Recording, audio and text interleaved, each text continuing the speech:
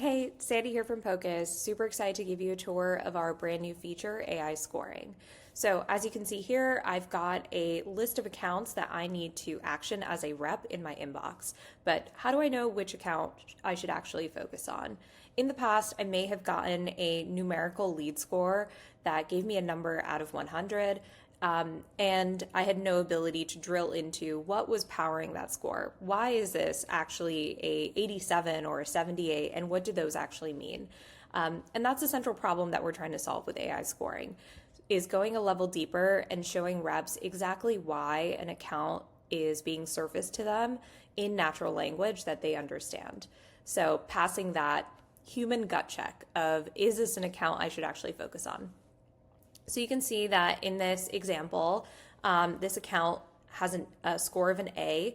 And not only that, but in natural language, we can see what is actually powering that score. So we see that there is strong buying intent because they have multi-threaded engagement. So we're actually looking at multiple sources of data here, both your internal data, like your CRM notes, recent calls, and any other data that might exist about where that account sits in the current life cycle, as well as product usage data.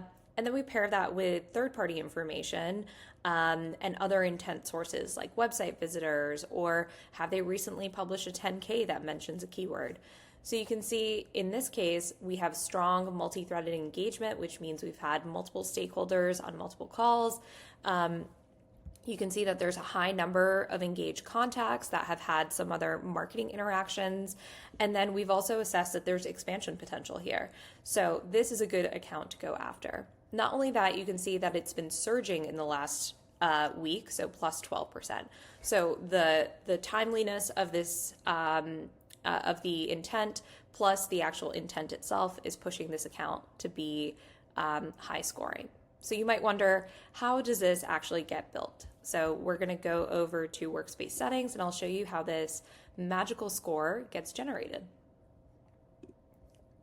So if we go into scores, you can actually now create any score just using natural language. So let's do an example here. So simply by defining my goal here of I want a score SDRs can use to prioritize their book of business to generate stage 0 opportunities. And then I can also give an example of what would make this what would make an account good and what would make an account bad. This is optional information. It just helps make the score a little bit more accurate. So website visits, recent marketing engagement, hasn't opened any emails recently. And then the score gets magically generated by our AI agents in the background. So think of this as your new scoring agent. It's helping you tap into all of those different data points that I mentioned, where previously RevOps would have to go through a multi-week exercise to figure out which data and how does it and how do we weight it, and what is the significance of this data, and maybe even going through a full data science exercise to understand a score. You can now use AI to shortcut all of that. So you can see by inputting the natural language, it's given me a starting point for a score organized by the different signal types.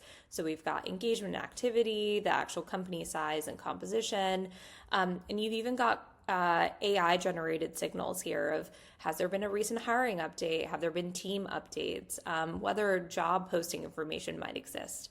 So all of this is then editable by me, and I can add more inputs, or I can edit the existing inputs and change their weights.